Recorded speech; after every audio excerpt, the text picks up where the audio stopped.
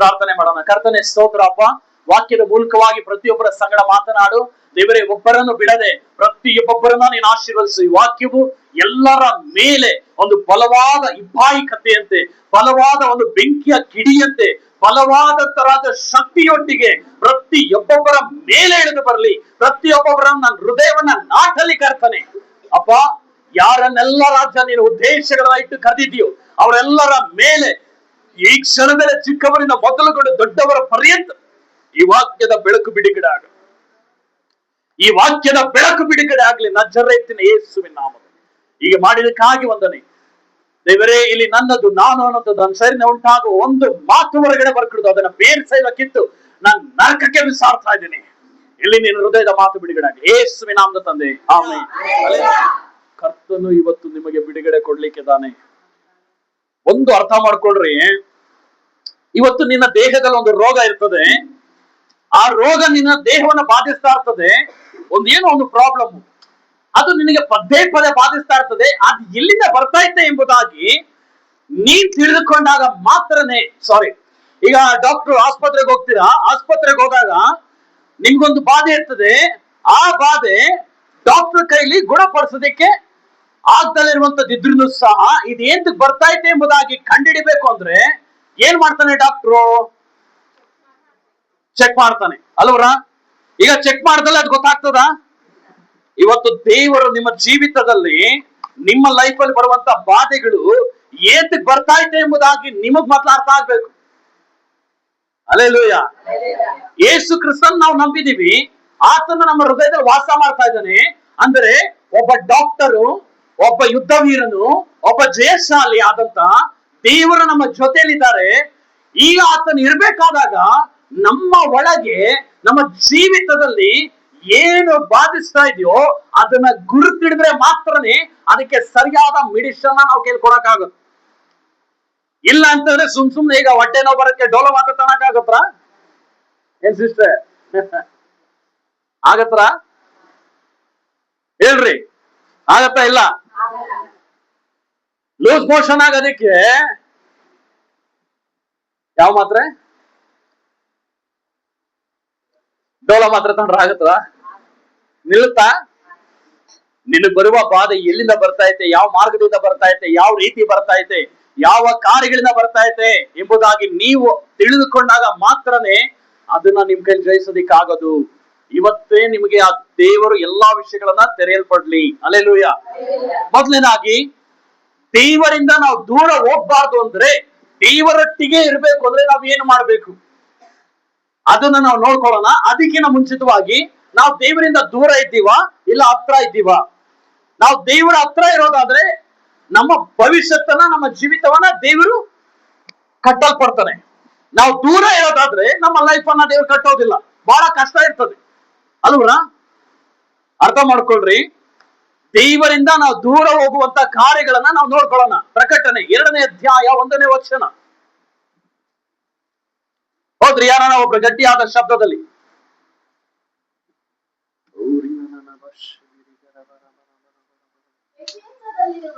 ಎಫೆಸದಲ್ಲಿರುವ ಬರೇ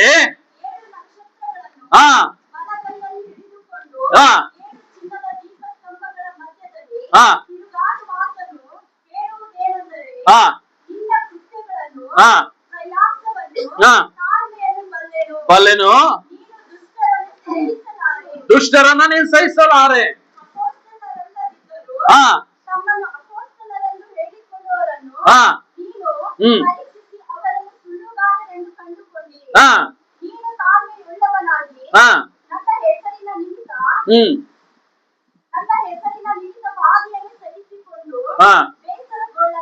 ನೋಡ್ರಿ, ಇಲ್ಲಿ ವಾಕ್ಯ ಹೇಳ್ತಾ ಇದ್ದೆ,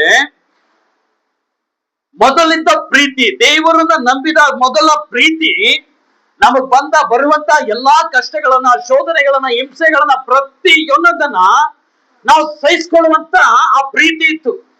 ಈಗ ನಮ್ಮ ಒಳಗಡೆ, ನಮ್ಮ ಜೀವಿತದಲ್ಲಿ, ನಮ್ಮ ಹೃದಯದಲ್ಲಿ ನಾವು ಸಹಿಸ್ಕೊಳ್ಳೋದಿಕ್ಕಾಗ್ದಲೇ ಇರೋದಾದ್ರೆ ಬರುವಂತ ಕಷ್ಟಗಳು, ಬರುವಂತ ಹಿಂಸೆಗಳು, ಬರುವಂತ ಅವಮಾನಗಳನ್ನ, ಮಾತಾಡುವಂತ ಮಾತುಗಳಿಂದ ಆಗುವಂತ ನಿಂದನೆಯ ಮಾತುಗಳನ್ನ, ಅವಮಾನದ ಮಾತುಗಳನ್ನ ನಮ್ಮಿಂದ ಸಹಿಸ್ಕೊಳಕ್ ಆಗ್ತಿಲ್ಲ ಅನ್ನುವುದಾದರೆ ನಾವು ಕ್ರಿಸ್ತನ ಪ್ರೀತಿಯಿಂದ ದೂರ ಇದ್ದೀವಿ.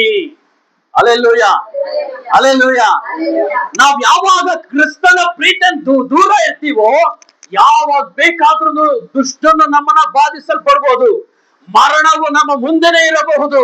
ಯಾಕೆಂದರೆ ದೇವರ ಪ್ರೀತಿ ಆತನ ಹತ್ತಿರವಾಗಿ ಮಾಡ್ತದೆ. Alleluia, alleluia.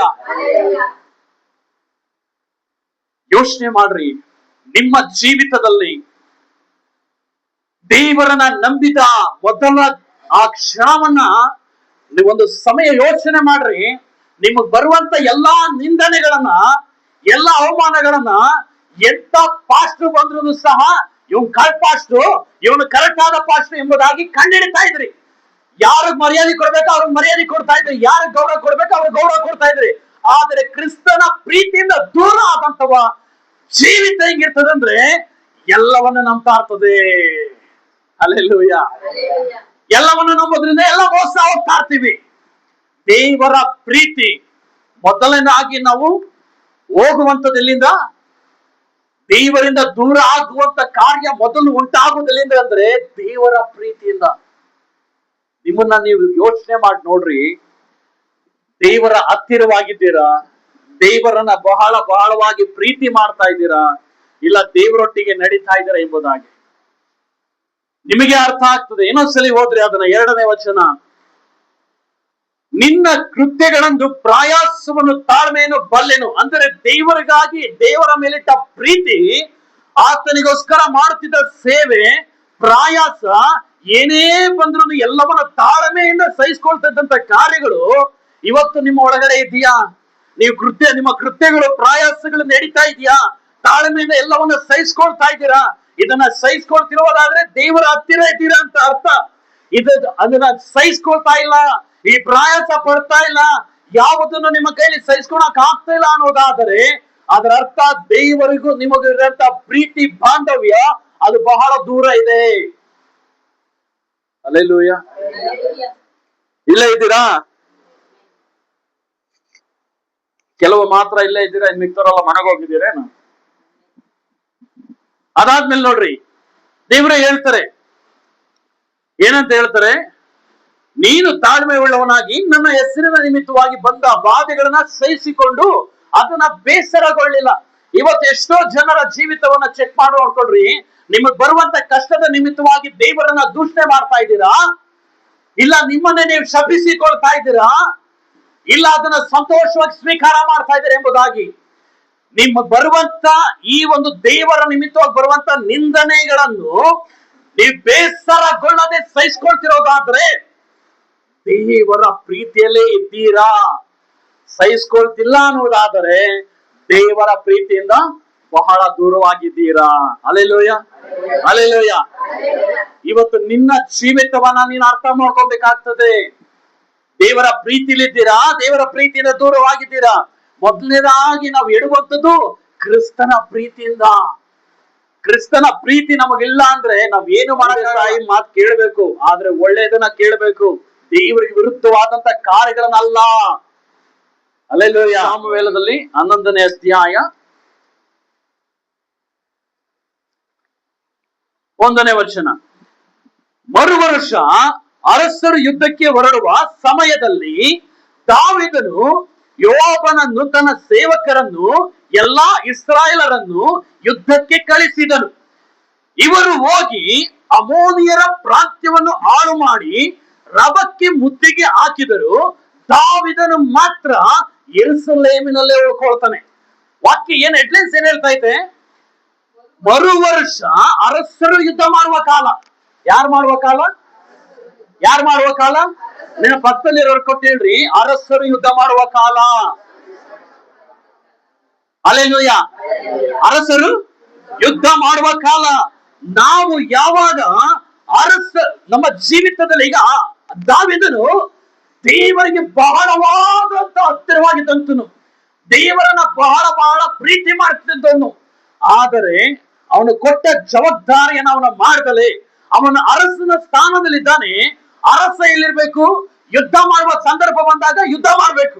ಆದ್ರೆ ಅವನು ಯುದ್ಧ ಮಾಡ್ದಲೆ ಅವನ ಕೈ ಕೆಳಗಿರುವಂತವರನ್ನ, ಯೋಬನನ್ನು ಮತ್ತೆ ಅವನ ಸೇವಕರನ್ನು, ಇಸ್ರಾಯೇಲರನ್ನು ಯುದ್ಧಕ್ಕೆ ಕಳಿಸ್ತಾನೆ. ಅವ್ರು ಹೋಗ್ತಾರೆ, ಯುದ್ಧ ಮಾಡ್ತಾರೆ.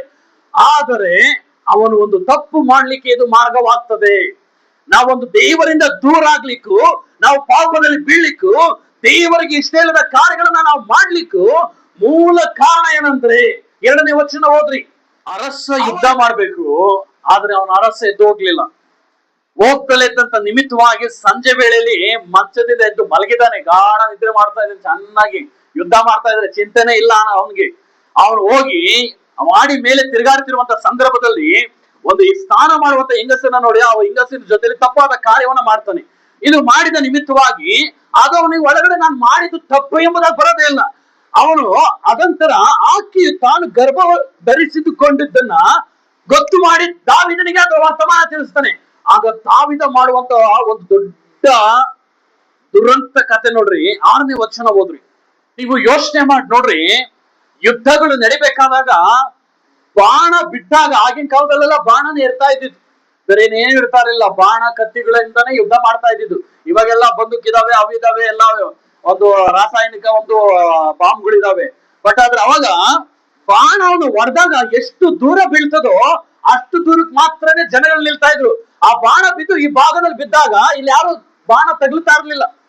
ಆದ್ರೆ ಇಲ್ಲೇನ್ ಮಾಡ್ತಾ ಇದ್ದಾನೆ, ಪ್ಲಾನ್ ಕೊಡ್ತಾ ಇದ್ದಾನೆ ದಾವಿದ. ಏಂತಕ್ಕೆ? ಈ ಉರಿಯನ ಹೆಂಡತಿ ಜೊತೆಲಿ ಅವನು ತಪ್ಪಾದ ಕಾರ್ಯ ಮಾಡಿದ ನಿಮಿತ್ತವಾಗಿ ಉರಿಯನ ಹೆಂಡತಿ ಇವನ ಜೊತೆಲಿ ತಪ್ಪಾದ ಪ್ರೆಗ್ನೆನ್ಸಿ ಆಗ್ತಾಳೆ. ಈ ಒಂದು ಸುದ್ದಿ ದಾವಿದ ತಿಳಿದ ತಕ್ಷಣನೇ ಈಗ ಅವನ್ ಏನ್ ಮಾಡ್ಬೇಕು? ಸಾಯಿಸ್ಬೇಕು. ಇವಳು ಪ್ರೆಗ್ನೆನ್ಸಿ ಆಗಿದ್ದಾಳೆ, ಇವನ್ನ ಸಾಯಿಸ್ಬೇಕು. ಸಾಯಿಸಿ ಅವಳನ್ನ ನಾನು ಹೆಂಡತಿಯಾಗಿ ಮಡಿಕೋಬೇಕು. ಹಲ್ಲೆಲೂಯಾ. ಯೋಚನೆ ಮಾಡ್ರಿ, ಅವನೇನಾದ್ರೂ ಯುದ್ಧಕ್ಕೆ ಹೋಗಿದ್ದಿದ್ರೆ ಈ ತಪ್ಪಾದ ಕಾರ್ಯ ಮಾಡ್ಲಿಕ್ಕೆ ಸಾಧ್ಯ ಆಗ್ತಿತ್ತ? ನಮ್ಮ ಜೀವಿತದಲ್ಲೂ ಅಷ್ಟೇನೆ, ಪ್ರಾರ್ಥನೆ ಮಾಡುವ ಸಮಯದಲ್ಲಿ ಪ್ರಾರ್ಥನೆ ಮಾಡದಲೆ, ಕೆಲಸ ಮಾಡುವ ಸಮಯದಲ್ಲಿ ಕೆಲಸ ಮಾಡದಲೆ, ನಾವ್ ಏನ್ ಮಾಡ್ಬೇಕಾಗಿದೆಯೋ ಅದು ಮಾಡದಲೆ, ದೇವರ ಚಿತ್ತಕ್ಕನುಗುಣವಾಗಿ ನಾವು ಬೇರೆ ಏನೇನೋ ಮಾಡ್ಕೊಂಡು ಹೋಗೋದಾಗದಾಗ ನಾವು ಪಾಪದಲ್ಲಿ ಬಿದ್ದು ಹೋಗ್ತೀವಿ. ಹಲ್ಲೆಲೂಯಾ. ಎಷ್ಟೋ ಜನಗಳು, ನೀವು ಯೋಚನೆ ಮಾಡಿ ನೋಡ್ರಿ, ನಿಮ್ಮ ಮನೆಗಳಲ್ಲಿ ನಡೆದಂತ ಕೆಲವು ಎಷ್ಟೋ ದುರ್ಘಟನೆಗಳು. ಮನೆಯಿಂದ ಬಂದಿರ್ತಾರೆ, ನೆಂಟರುಗಳೆಲ್ಲ ಬಂದಿರ್ತಾರೆ. ನೆಂಟರು ಬಂದಿದ್ದಾಗ ಸ್ವಲ್ಪ ಬಿಟ್ಟೋಗಮ್ಮ ಅಂತ ಯಾರನ್ನ ತಂದೆನೋ ತಾಯಿನೋ ಎಲ್ಲ ಹೇಳ್ತಾ ಇರ್ತಾರೆ. ಎಷ್ಟೋ ಬಲವಂತ ಮಾಡ್ತಾರೆ, ಇವತ್ತೊಂದಿನ ಇರು, ಇವತ್ತೊಂದಿನ ಇರು ಅಂತ. ಆದ್ರೆ ಏನ್ ಮಾಡ್ತಾರೆ? ಇರಲ್ಲ. ಇಲ್ಲ ಅಕ್ಕ, ಇಲ್ಲಮ್ಮ, ಇಲ್ಲ ಕಣವ, ಇಲ್ಲ ಕಣಪ್ಪ, ನಾವ್ ಹೋಗ್ಲೇಬೇಕು ತಾತ, ಅಜ್ಜಿ ನಾನು ಹೋಗ್ಲೇಬೇಕು. ಅಯ್ಯೋ, ನಮ್ಮ ಕಾಯ್ತಾ ಇರ್ತಾಳೆ, ನಮ್ಮ ಅಣ್ಣ ಕಾಯ್ತಾ ಇರ್ತಾಳೆ, ಹೋಗ್ಲೇಬೇಕು. ಇವ್ರೇನ್ ಮಾಡ್ತಾರೆ? ಕುದುರೆ ಮೇಲೆ ಇರ್ತಾರೆ. ಕುದುರೆ ಮೇಲೆ ಇದ್ದು ಬುರ್ರ ಅಂತ ಹೋಗ್ಬಿಡ್ತಾರೆ. ಆದರೆ ಒಬ್ಬ ದೊಡ್ಡವರು ಹೇಳ್ದಾಗ ಅವ್ರು ಇದ್ದಿದ್ರೆ ಚೆನ್ನಾಗಿರ್ತಿತ್ತೇನೋ. ಎಷ್ಟೋ ಜನರು ಲೈಫಲ್ಲಿ ಹಂಗೆ ಆಗಿರೋದು. ಸಡನ್ಲಿ ಅವ್ರು ಹೋಗ್ಬಿಡ್ತಾರೆ, ಹೋಗೋ ದಾರಿಯಲ್ಲಿ ಆಕ್ಸಿಡೆಂಟ್ ಆಗಿ ಡೆತ್ ಆಗ್ಬಿಡ್ತಾರೆ. ಅಲ್ವರ? ನಿಜ ತಾನೆ?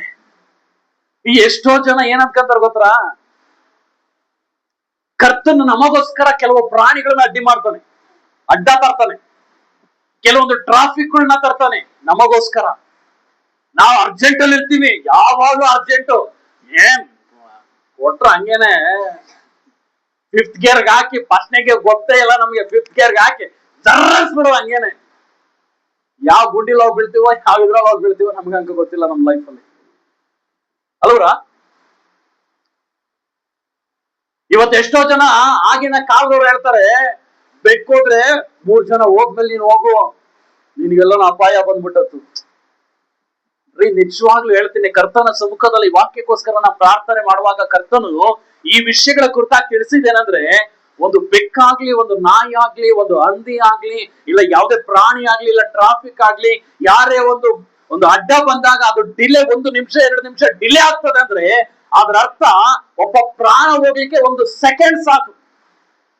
ಒಬ್ಬ ಪ್ರಾಣ ಹೋಗ್ಲಿಕ್ಕೆ 1 ಸೆಕೆಂಡ್ ಸಾಕು. ದೇವರು 1 ನಿಮಿಷ ನಿನ್ನ ಡಿಲೇ ಮಾಡಿ ನಿಮಿತ್ತವಾಗಿ ನಿನಗೆ ಕಾದಂತ ಅಪಾಯವನ್ನ ದೇವರು ತಪ್ಪಿಸಿರ್ತಾನೆ. ಹಲ್ಲೆಲೂಯಾ.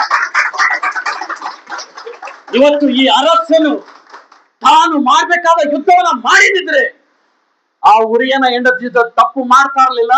ಅಲ್ಲಿ ಉರಿಯನನ್ನು ಸಹ ಯುದ್ಧ ಭೂಮಿ ಕಳಿಸಿ ಸಾಯಿಸ್ತಾ ಇರ್ಲಿಲ್ಲ. ಕ್ರಿಮಿನಲ್ ಕೇಸ್ ಮಾಡ್ತಾನೆ, ಇವನು ಪ್ಲಾನ್ ಮಾಡ್ತಾನೆ. ಎಷ್ಟೋ ಜನರು ಅಷ್ಟೇನೆ ನಮ್ಮ ಜೊತೆಲೇ ಇರ್ತಾರೆ, ನಮ್ಮ ಜೊತೆಲಿದ್ದೇ ಇರ್ತಾರೆ. ನಮ್ಮ ಜೊತೆಲಿದ್ರೆ ಯಾರು ಶತ್ರುಗಳು ಯಾರು ಮಿತ್ರರು ಅಂತ ನನಗೆ ಗೊತ್ತಾಗೋದಿಲ್ಲ. ನಿನ್ನ ಹೊರಗಡೆ ಜನಗಳನ್ನ ನೀವು ನೋಡ್ರಿ, ಯಾರೊಟ್ಟಿಗೆ ಹೇಗಿರ್ಬೇಕು, ಯಾರೊಟ್ಟಿಗೆ ಏನ್ ಮಾತಾಡ್ಬೇಕು, ಯಾರೊಟ್ಟಿಗೆ ಏನ್ ಶೇರ್ ಮಾಡ್ಕೊಳ್ಬೇಕು ಅನ್ನೋ ಪರಿಜ್ಞಾನ ನಿಮ್ಗೆ ಇರ್ಲಿ. ನೀವೆಲ್ಲವನ್ನ ಒಪ್ಪಿಸಿ ಎಲ್ಲವನ್ನ ಹೇಳ್ಬಿಟ್ರೆ ಏನಾಗ್ಬಿಡ್ತದೆ, ಇನ್ನು ನಮ್ಮವರು ಬಹಳ ಕ್ರಿಮಿನಲ್. ಪಾಸ್ಟ್ ಹೇಳಿದಾರೆ ಯಾರಿಗೂ ಏನು ಹೇಳ್ಬಾರ್ದು ಅಂತ. ನಮ್ ಪಾಸ್ಟ್ಗೂ ಹೇಳೋದ್ ಬೇಡ, ಬೇಡ ಹೇಳ್ಬೇಡ್ರಿ, ನನ್ಗೇನು ಲಾಸ್ ಆಗ್ತದೆ. ಹೇಳ್ದಲ್ಲಿ ಇರುವಂತವ್ರ ಲೈಫ್ ಏನೇನೆಲ್ಲ ಆಗ್ತಾ ಇದೆ ಅಂತ ಅವ್ರಿಗೆ ಗೊತ್ತು. ಹಲ್ಲೆಲೂಯ.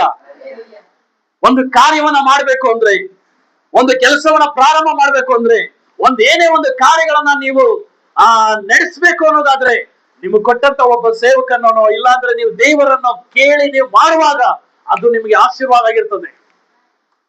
ಇಲ್ಲ ಅಂತಂದ್ರೆ ಅದೇ ನಿಮ್ಗೆ ದೊಡ್ಡ ದರಿದ್ರವನ್ನು ತಗೊಂಡ್ ಕೊಡ್ತದೆ, ಅದೇ ನಿಮ್ಗೆ ದೊಡ್ಡ ಸಮಸ್ಯೆಯನ್ನು ತಗೊಂಡ್ ಕೊಡ್ತದೆ, ಅದೇ ನಿಮ್ಮ ಜೀವಿತದಲ್ಲಿ ಒಂದು ಬಾಧೆಯನ್ನು ತಗೊಂಡ್ ಕೊಡ್ತದೆ. ಕಾರಣ ಇಷ್ಟೇ, ನಾವು ದೇವರಿಗೂ ದೇವರ ಸೇವಕರಿಗೂ ಹೇಳದಲ್ಲ ಏನೋ ಒಂದು ಮಾಡ್ತಾ ಇದ್ದೀವಿ. ಹಲ್ಲೆಲೂಯ. ಇವತ್ತು ಅದನ್ನೇ ಇಲ್ಲಿ ಮಾಡ್ತಾ ಇರೋದು. ಮರು ದಿವಸ ಮರು ಬೆಳಗ್ಗೆ ಯೋಬನಿಗೆ ಒಂದು ಪತ್ರ ಬೆಳೀತಾನೆ. ಯುದ್ಧ, ಘೋರವಾದ ಯುದ್ಧ ನಡೆಯುವಂತ ಸ್ಥಳದಲ್ಲಿ ನೋಡ್ರಿ, ಉರಿಯ ಸಾಯ್ತಾ ಇರ್ಲಿಲ್ಲ. ಉರಿಯ ಯಾವಾಗ್ಲೂ ಯುದ್ಧ ನಡೀದಲ್ಲೇ ಇರುವಂತ ಸ್ಥಳದಲ್ಲಿ ಇರ್ತಾ ಇದ್ದ. ಆದ್ರೆ ದಾವೀದ ಏನ್ ಮಾಡ್ತಾನೆ, ಆ ಉರಿಯನನ್ನ ಯುದ್ಧ ಬಾಣ ಬೀಳುವಂತ ಸ್ಥಳದಲ್ಲಿ ನಿಲ್ಲಿಸ್ತಾ ಅಷ್ಟೇ. ಅವನ ಇದ್ದಂತ ಸ್ಥಳವನ್ನ ದಾವೀದ ಬದಲಾಯಿಸ್ತಾ, ಬೇರೆ ಏನು ಮಾಡ್ಲಿಲ್ಲ. ಅವನೇನು ಹೋಗಿ ಅವನ ತನ್ನ ಜೊತೆಲಿದ್ದವ್ರೆ ಹೋಗಿ ಸಾಯಿಸ್ರೆ ಅಂತ ಹೇಳಲಿಲ್ಲ, ಹೇಳದ್ನ ಇಲ್ಲ. ಅವನ ಸ್ಥಳವನ್ನ ಅವನು ಬದಲಾಯಿಸ್ತಾ ಅಷ್ಟೇನೆ, ಅವನ ಸ್ಥಳವನ್ನ ಬದಲಾಯಿಸ್ತಾ. ಅವನು ಯಾವಾಗ್ಲೂ ಆ ಸೈಡ್ ನಿಂತ್ಕೊಂತ ಇದ್ದ. ಆದ್ರೆ ದಾವೀದ ಏನ್ ಮಾಡ್ದ, ಅವನಿರುವಂತ ಸ್ಥಳವನ್ನ ಎಕ್ಸ್ಚೇಂಜ್ ಮಾಡ್ದ. ಎಕ್ಸ್ಚೇಂಜ್ ಮಾಡಿದ ನಿಮಿತ್ತವಾಗಿ ಅವನ ಮೇಲೆ ಬಾಣಗಳು ಬಿದ್ದು ಗಾಯಗೊಂಡು ಸತ್ತೋಗ್ತಾನೆ. ಹಲ್ಲೆಲೂಯ. ಕಾರಣ ಏನಿದಕ್ಕೆ? ಸ್ಥಳ ಬದಲಾಗಿತ್ತು. ನಮ್ಮ ಜೀವಿತದಲ್ಲೂ ಅಷ್ಟೇ, ದೇವರಲ್ಲಿ ನೆಲೆಗೊಂಡಿರುವಂತ ನಾವು ಸ್ಥಳವನ್ನ ಬದಲಾಯಿಸಿದಾಗ ಅಪಾಯವು ನಮ್ಮ ಮೇಲೆ ಬರ್ತದೆ, ತೊಂದರೆಗಳು ನಮ್ಮ ಮೇಲೆ ಬರ್ತದೆ. ದೇವರಿಂದ ದೂರ ಆಗಿರೋದಕ್ಕೆ ಕಾರಣ ಇದೇನೆ. ಅದಾದ್ಮೇಲೆ ನೋಡ್ರಿ, ಇದೆಲ್ಲ ಆದ ನಂತರ ಅವನು ಏನ್ ಮಾಡ್ತಾನೆ, ಸತ್ತೋಗ್ಬಿಡ್ತಾನೆ. 26ನೇ ವಚನ ನೋಡ್ರಿ.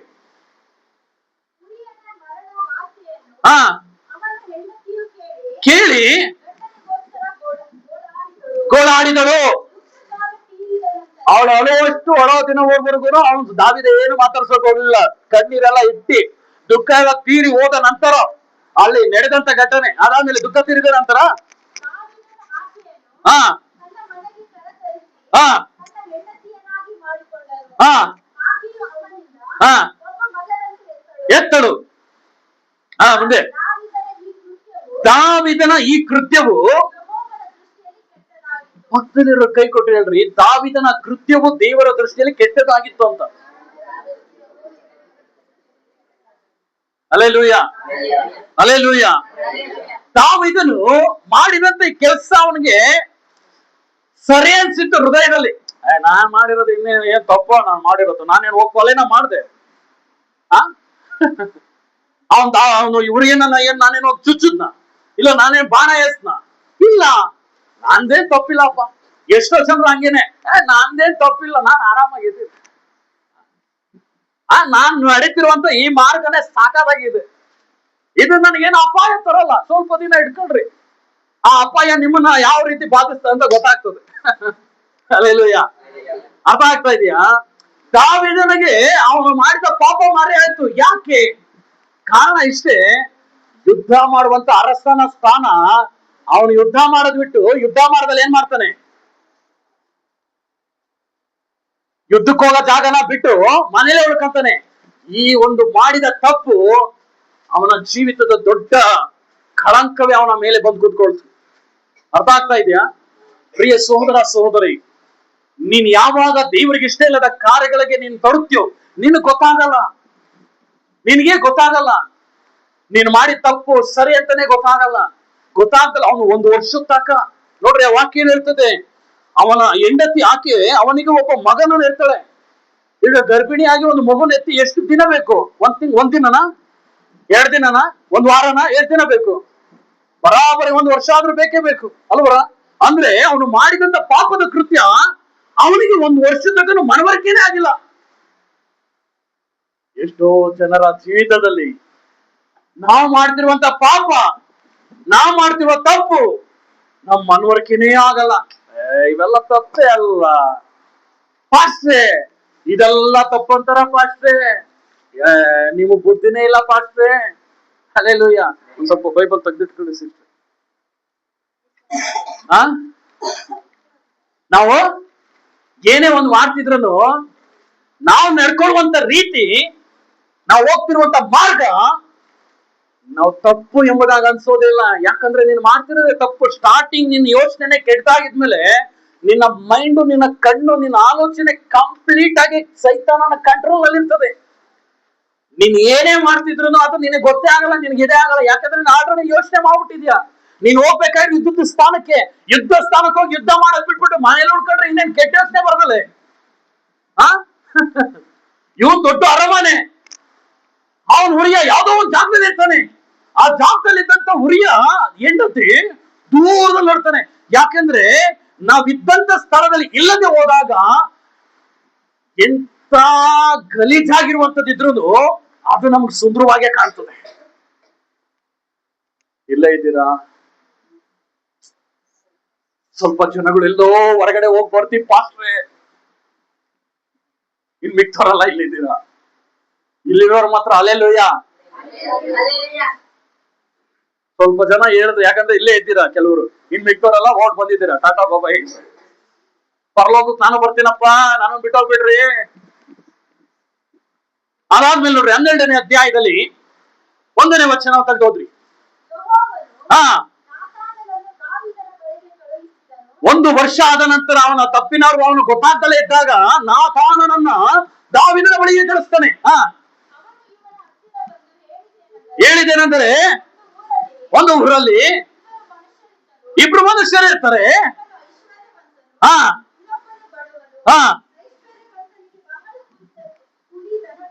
ಐಶ್ವರ್ಯವಂತನಿಗೆ ಬಹಳ ಕುರಿಗಳಿದ್ದಾವೆ, ಬಡವನಿಗೆ ಒಂದೇ ಒಂದು ಕುರಿ ಬಹಳ ಪ್ರೀತಿಯಿಂದ ಸಾಕಿರ್ತಾನೆ. ಕೊಂಡುಕೊಂಡು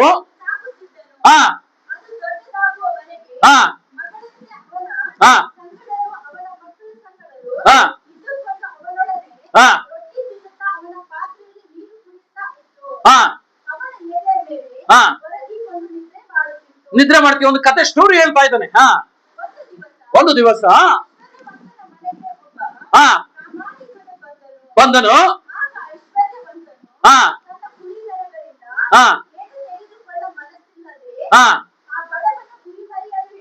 ಹಿಡಿದು ಅವನು ಉಣ್ಣೋದಿಕ್ಕೋಸ್ಕರ ಅದನ್ನ ಏನ್ ಮಾಡ್ತಾನೆ? ಹೋದ್ರೆ ಅದನ್ನ ಎಂಬುದು ಒಂದು ಕತೆ ಸ್ಟೋರಿ ಹೇಳ್ದ. ಅರಸ, ಒಬ್ಬ ಪ್ರವಾದಿ ಬರ್ತಾ ಇದ್ದಾನೆ. ಅವನು ಹೇಳ್ತಾನೆ, ಅರಸ, ಒಬ್ಬನಿಗೆ 100 ಕುರಿ ಇರ್ತದೆ, ಒಬ್ಬನಿಗೆ 1 ಕುರಿ ಇರ್ತದೆ. ಒಂದು ಕುರಿ ಇದ್ದಂತವನು ಆ ಒಂದು ಕುರಿಯನ್ನು ಬಹಳ ಪ್ರೀತಿಯಿಂದ ಸಾಕ್ತಾನೆ. ಆ 100 ಕುರಿ ಉಳ್ಳದಂತ ಐಶ್ವರ್ಯವಂತನ ಬಂದು ಆ ಒಂದು ಕುರಿಯನ್ನ, ಆ ಒಡೆಯನ್ನ ಸಾಯಿಸಿ ಆ ಕುರಿಯನ್ನ ತನ್ನ ಹೊಟ್ಟೆ ತುಂಬಿಸ್ಕೊಳ್ಳೋಕೋಸ್ಕರ ಅದನ್ನ ಕಡಿದುಕೊಳ್ಳುತ್ತೇನೆ ಅಂತ ಹೇಳಿದ ತಕ್ಷಣ ಅವನ ರಿಯಾಕ್ಷನ್ ನೋಡ್ರಿ. ಇದನ್ನು ಕೇಳಿ ದಾವೀದನು ಆ ಮನುಷ್ಯನ ಮೇಲೆ ಬಹಳವಾಗಿ ಕೋಪಗೊಂಡು, ನಾತಾನನಿಗೆ ಯೆಹೋವನ ಆಣೆ, ಆ ಮನುಷ್ಯನು ಸಾಯಲೇಬೇಕು, ಅವನು ಕರುಣೆ ಇಲ್ಲದೆ ಹೀಗೆ ಮಾಡಿದ್ದರಿಂದ ಆ ಕುರಿಗಾಗಿ 4ರಷ್ಟು ಹಿಂದಕ್ಕೆ ಕೊಡಬೇಕೆಂದು ಆತನ ಕೇಳ್ತಾನೆ. ಆಗ ನಾತಾನನು ದಾವೀದನಿಗೆ, ನೋಡು, ಆ ಮನುಷ್ಯನು ನೀನೇ ಎಂಬುದಾಗಿ ಹೇಳ್ತಾನೆ. Hallelujah, hallelujah. ಎಷ್ಟೋ ಜನರ ಲೈಫ್ ಅಲ್ಲಿ ನಾನು ಮಾಡ್ತಾ ಇರೋದು, ನಾನು ನಡ್ಕೊಳ್ತಿರೋದು, ನಾನು ಮಾತಾಡ್ತಿರೋದು, ನಾನು ಯೋಚನೆ ಮಾಡ್ತಾ ಇರೋದು ತಪ್ಪಲ್ಲ ಅಂತ ಅಂದ್ಕೊಳ್ತಾರೆ. ಅದು ಬಾಧಿಸಲ್ಪಟ್ಟ ನಂತರ ಆ ದಿವಸಗಳು, ಎಷ್ಟೋ ದಿವಸಗಳು ಕಳೆದ ನಂತರ ನಾನು ಮಾಡಿದ ತಪ್ಪು ಎಂಬುದಾಗಿ ಬರ್ತದೆ. ಹಲ್ಲೆಲೂಯಾ. ಕಾರಣ ಇಷ್ಟೇ, ನಾವು ದೇವರಿಗೆ ಮಾಡ್ಬೇಕಾದನ್ನ ಕರೆಕ್ಟ್ ಆಗಿ ಮಾಡ್ದಲೇ ಹೋದಾಗ ನಮ್ಮ ಜೀವಿತದಲ್ಲಿ ಪಾಪ ಎಂಟ್ರಿ ಕೊಡ್ತದೆ. ಅವನ ಜೀವಿತದಲ್ಲಿ ಅದೇನೆ ನೋಡ್ರಿ. ಅವ್ನು ಬಂದು ಹೇಳೋವರೆಗೂ ಅವ್ನು ಹೇಳ್ತಾರೆ, ಒಂದು ಕತೆ ಸ್ಟೋರಿನೂ ಸಹ ಹೇಳ್ತಾ ಇದ್ದಾನೆ. ಅವಾಗ್ಲೂ ಅವನು ಪರಿಜ್ಞಾನ ಬರಲಿಲ್ಲ. ಅವ್ನು ಹೇಳ್ತಾನೆ, ಅವ್ನು ಸಾಯ್ಲೇಬೇಕು, ಯೆಹೋವನ ಆಣೆ, ಅದಾಣೆ ಇದಾಣೆ ಅಂತ ಹೇಳ್ತಾ ಇದ್ದಾನೆ. ಅವ್ನು 4 ವರ್ಷ ಹಿಂದೂ ಕೊಡ್ಲೇಬೇಕು ಅಂತ. ಯಾವನು ಅವನು ಅಂತ ಕೇಳ್ತಾನೆ. ಆಗ ಅವನು ಪ್ರವಾದಿ ಹೇಳ್ತಾನೆ, ಆ ಮನುಷ್ಯ ನೀನೇ. ಅದಕ್ಕೆ ಅವನು ಹೇಳ್ತಾನೆ, ಅವನು ಜೀವಿತದಲ್ಲಿ ನೋಡ್ರಿ ಎಷ್ಟು ದೇವರಿಗೆ ಅವನು ವಿಧಿಯನಾಗಿದ ಅಂದ್ರೆ, ಇವತ್ತೆಷ್ಟೋ ಜನರ ಲೈಫಲ್ಲಿ ನಿಮ್ಮನ್ನ ನೀವು ಪರೀಕ್ಷೆ ಮಾಡ್ಕೊಳ್ರಿ, ನಿಮ್ಮ ತಪ್ಪುಗಳನ್ನ ನಿಮಗೆ ಪರಿಗಣಿಸಿದಾಗ ಎಷ್ಟು ಜನ ಒಪ್ಪಿಕೊಳ್ಳಲಿಕ್ಕೆ ಸಿದ್ಧವಾಗಿದ್ದೀರಾ, ಎಷ್ಟು ಜನ ಅದನ್ನ ನಿರಾಕರಿಸಲಿಕ್ಕೆ ಸಿದ್ಧವಾಗಿದ್ದೀರಾ. ಇವತ್ತು ದಾವಿದರು ಇದೇ ರೀತಿಯಾಗಿ ಸಭೆಗೆ ಸೇರಿದ್ದಾರೆ. ಈಗ ನಾನು ಒಬ್ಬ ದಾವಿದ ಅಂತ ಇಟ್ಕೊಳ್ರಿ, ಈಗ ಮಂತ್ರಿಗಳು, ಜನಗಳು, ಎಲ್ಲಾ ಸೇವಕರುಗಳು ಬಂದು ನಿಂತಿದ್ದಾರೆ. ಒಬ್ಬ ಪ್ರವಾದಿ ಬರ್ತಾನೆ, ಬಂದಿದ ತಕ್ಷಣ ಈ ರೀತಿಯಾಗಿ ನನಗೆ ಒಂದು ಡೈಲಾಗ್ ಹೊಡಿತಾನೆ ಅಂತ ಇಟ್ಕೊಳ್ರಿ. ಹೇಳಿದಾಗ ನನ್ನ ಒಳಗಡೆ ಏನಾದ್ರೂ ಗರ್ವ ಇತ್ತು ಅಂದ್ರೆ, ನಾನು ಅನ್ನುವ ಸ್ವಭಾವ ಇತ್ತು ಅಂದ್ರೆ, ಈ ಮಾತಿನ ಪ್ರಕಾರವಾಗಿ ನಾನು ಕೋಪಗೊಂಡು ಹೇಳಿದಂತ ಪ್ರವಾದಿಯನ್ನೇ ನಾನು ಸಾಯಿಸ್ತಿದ್ದೆ. ನಾನು ಒಬ್ಬ ಅರಸ ಆಗಿದ್ದು ಅಂತ ಗರ್ವದಲ್ಲಿರುವಂತವನು. ಬಟ್ ಆದ್ರೆ ಇವನ ಜೀವಿತದಲ್ಲಿ ಆ ಗರ್ವ ಇಲ್ಲದಲೇ ಇದ್ದಂತೆ ನಿಮಿತ್ತವಾಗಿ, ಅವನ ತಪ್ಪಿನ ಅರಿವನ್ನು ಒಬ್ಬ ಪ್ರವಾದಿ ಹೇಳಿದ ನಿಮಿತ್ತವಾಗಿ ಅವನು ಮಾಡುವುದು ನೋಡಿ. 13ನೇ ವಚನದಲ್ಲಿ ಏನ್ ಮಾಡ್ತಾನೆ, ಅದೇ 12-13 ವಚನ. ಆಗ ದಾವೀದನು ನಾತಾನನಿಗೆ, ನಾನು ಯೆಹೋವನ ವಿರುದ್ಧವಾಗಿ ಪಾಪ ಮಾಡಿದ್ದೇನೆ ಎಂಬುದಾಗಿ ಹೇಳಿ, ನಾತಾನನು ಅವನಿಗೆ, ಯೆಹೋವನು ನಿನ್ನ ಪಾಪವನ್ನು ಕ್ಷಮಿಸಿದ್ದಾನೆ, ನೀನು ಸಾಯುವುದಿಲ್ಲ. ಆದರೂ ನಿನ್ನ ಈ ಕೃತ್ಯದಿಂದ ಯೆಹೋವನ ವೈರಿಗಳು ಆತನು ಬಹಳವಾಗಿ ನಿಂದಿಸುವುದಕ್ಕೆ ಆಸ್ಪದ ಕೊಟ್ಟಿದ್ದರಿಂದ ನಿನ್ನಿಂದ ಹುಟ್ಟುವ ಮಗು ಸತ್ತೇ ಹೋಗುವನು. ಹಲ್ಲೆಲೂಯಾ. ಅವನು ಹೋಗಿ ಯುದ್ಧಕ್ಕೆ ಹೋಗ್ತಲೇ ಇದ್ದಂತ ಒಂದೇ ಒಂದು ಘಟನೆ, ಉರಿಯನನ್ನ ಬಲಿ ತಗೊಂಡ. ಅವನು ಉರಿಯನ ಹೆಂಡತಿಯನ್ನ ತಾನು ಇಟ್ಕೊಂಡ, ಮದುವೆ ಮಾಡ್ಕೊಂಡು ಮನೆ ಕರ್ಸ್ಕೊಂಡು.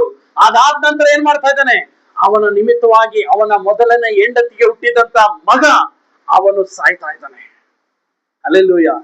ಪ್ರಿಯ ಸಹೋದರ ಸಹೋದರಿ, ನೀನು ಇರಬೇಕಾದ ಸ್ಥಳವನ್ನ ನೀನು ಆಯ್ಕೆ ಮಾಡ್ಲಿಲ್ಲ ಅಂದ್ರೆ, ದೇವರ ವಿರುದ್ಧವಾಗಿ ನೀನ್ ನಡೆಯಲಿಕ್ಕೆ ಪ್ರಾರಂಭ ಮಾಡಿದ್ರೆ, ಅದರಿಂದ ನಿನಗೆ ಇವತ್ತಲ್ಲ ನಾಳೆ ನಿನಗೆ ಅಪಾಯನೇ. Hallelujah, hallelujah. ನಾವ್ ಏನೇ ಮಾಡಿದ್ರು ಈ ಕ್ಷಣಕ್ಕೆ ನಮಗೆ ಆರಾಮ ಅನ್ಸ್ಬೋದು ನೋಡ್ರಿ. ದೇವ್ರ ಚಿತ್ತ ಇರೋದಾದ್ರೆ ನಿನ್ನನ್ನೇ ಹುಡುಕ ಬರ್ತದೆ. ಅರ್ಥ ಆಗ್ತಾ ಇದೆಯಾ? ನೀವು ಅದಕ್ಕಾಗಿ ಪ್ರಯಾಸ ಪಡೋದ್ ಬೇಕಾಗಿಲ್ಲ. ದೇವರ ಚಿತ್ತ ನಿನಗೆ ವಸ್ತು ಸಿಗ್ಬೇಕು, ನಿನ್ನ ಜೀವಿತದಲ್ಲಿ ಈ ಆಶೀರ್ವಾದ ನನ್ನ ಮೇಲೆ ಬಿಡುಗಡೆ ಆಗ್ಬೇಕು ಅನ್ನೋದಾದ್ರೆ, ದೇವರ ಚಿತ್ತ ಇದ್ದೇ ಇರೋದಾದ್ರೆ, ನೀನು ಎಲ್ಲೇ ಹೋದ್ರು ನಿನ್ನ ನೋಡಿಕೊಂಡು ಅದೇ ಬರ್ತದೆ. ಹಲ್ಲೆಲೂಯಾ. ಅದಕ್ಕಾಗಿ ನಾವು ಪ್ರಯಾಸ ಪಡೋದು ಬೇಕಾಗಿಲ್ಲ. ನಾವು ಅದಕ್ಕಾಗಿ ಪ್ರಯಾಸ ಪಡೋದ್ರಿಂದ ಪ್ರಯೋಜನ ಇಲ್ಲ. ನೀನು ಪ್ರಯಾಸ ಪಡ್ಬೇಕಾಗಿರೋದು ದೇವರ ರಾಜ್ಯಕ್ಕಾಗಿ, ನೀತಿಗಾಗಿ ತವಕ ಪಡು. ಅದ್ರ ನಿಮಿತ್ತವಾಗಿ ನಿನ್ನ ನೋಡಿಕೊಂಡೆಲ್ಲ ಬರ್ತದೆ. ಇವತ್ತು ಯುದ್ಧಕ್ಕೆ ಹೋಗಿದ್ರೆ ದುರ್ಘಟನೆ ನಡೀತಾ ಇರಲಿಲ್ಲ. ಇವತ್ತು ದೇವರಿಂದ ದೂರ ಹೋಗ್ಲಿಕ್ಕೆ ಕಾರಣ ಏನಂದ್ರೆ, ನಾವು ಮಾಡಬೇಕಾದ ಕಾರ್ಯವನ್ನ ಮಾಡದೆ, ನಾವು ಹೋಗಬೇಕಾದ ಸ್ಥಳಕ್ಕೆ ಹೋಗದೆ, ನಾವು ಅದನ್ನ ಹಿಂಸರಿಯುವುದಾದ್ರೆ ಅದೇ ನಮ್ಮ ಜೀವಿತದಿಂದ ದೇವರಿಂದ ದೂರ ಪಡಿಸ್ತದೆ. ಅಷ್ಟು ಮಾತ್ರ ಅಲ್ಲ, ಅಬ್ರಹಾಮನ ಜೀವಿತದಲ್ಲಿ ಘಟನೆ ನಡೀತದೆ. ತನ್ನ ಸಾರ ಏನ್ ಮಾಡ್ತಾಳೆ, ನನಗಂತ ಮಗು ದೇವ್ರು ಕೊಡಲ್ಲ, ನಿನ್ನನ್ನು ದಾಸ್ಯ ಆಗಿರೋದನ್ನ ಅವಳು ಮದ್ವೆ ಅವಳಿಗಾದ್ರೂ ದೇವ್ರ ಮಗು ಕೊಡ್ತಾರೇನೋ. ಮದ್ವೆ ಆಗೊಂದು ವರ್ಷಕ್ಕೆ ಮಗು ಆಗೋಯ್ತು ಅವಳಿಗೆ. ಅವಳು ಕೊಟ್ಟಿದ್ದು ಜಸ್ಟ್ ಸಾಧಾರಣವಾದ ಮಗು, ಸಾರಳಿಗೆ ಕೊಟ್ಟಿದ್ದು ವಾಗ್ದಾನದ ಮಗು. ಇವಳಿಗೆ ಅದೇ ಅರ್ಥ ಆಗ್ಲಿಲ್ಲ. ನಿನ್ನ ಜೀವಿತದಲ್ಲಿ, ನಿನ್ನ ಲೈಫ್ ಅಲ್ಲಿ ವಾಗ್ದಾನ ಬೇರೆ, ಸಾಧಾರಣವಾಗಿ ಬರುವಂತದ್ದು ಬೇರೆ. ವಾಗ್ದಾನ ಡಿಲೇ ಆಗ್ತದೆ, ಸಾಧಾರಣವಾಗಿರುವಂತದ್ದು ಆಗ್ಲೇ ಸಿಕ್ಬಿಡ್ತದೆ. ಸಾಧಾರಣ ಬರೋದು ತಾತ್ಕಾಲಿಕ. ಆದರೂ ಆ ಬ್ರಾಹ್ಮಣ ಜೊತೆ ಜಾಸ್ತಿ ದಿನ ಇರಲಿಲ್ಲ. ನಿನ್ ಲೈಫ್ ಅಲ್ಲಿ ಅಷ್ಟೇ ಸಾಧಾರಣವಾಗಿ ಬರೋದು ನಿನ್ ಲೈಫ್ ಅಲ್ಲಿ ಜಾಸ್ತಿ ದಿವಸ ಇರಲ್ಲ. ಆದ್ರೆ ವಾಗ್ದಾನ ಮಾಡಿ ಬರೋದಾದ್ರೆ ನಿನ್ನ ಲೈಫ್ ನಿನ್ನ ಸಾಯವರೆಗೂ ಇರ್ತದೆ.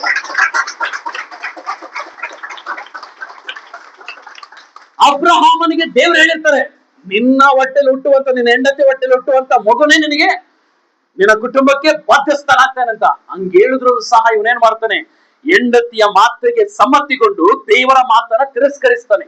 ಇದ್ರ ನಿಮಿತ್ತವಾಗಿ ದೇವರು ಅಬ್ರಹಾಮನೊಟ್ಟಿಗೆ, ಅಬ್ರಹಾಮನ ಸ್ನೇಹಿತ, ನನ್ನ ನೀತಿವಂತನು ಎಂಬುದಾಗಿ ಬೈಬಲ್ ವಾಕ್ಯ ಹೇಳ್ತದೆ. ಬಟ್ ಅದೇ ಅಬ್ರಹಾಮನ ಜೊತೆ 13 ವರ್ಷ ಮಾತಾಡ್ಲಿಲ್ಲ ದೇವರು. ಹಲ್ಲೆಲೂಯಾ. ಯೋಚನೆ ಮಾಡ್ರಿ, ನಾವೆಷ್ಟೆಲ್ಲಾ ಪಾಪ ಮಾಡಿದೀವಿ, ದೇವ್ರು ಮಾತಾಡ್ತಾನೆ ನಮ್ ಜೊತೆ, ದೇವ್ರು ಮಾತಾಡ್ತಾನೆ ಅಂತ ನಾವು ಭ್ರಮೇಲಿದ್ದೀವಿ. ನಾವು ಇನ್ನು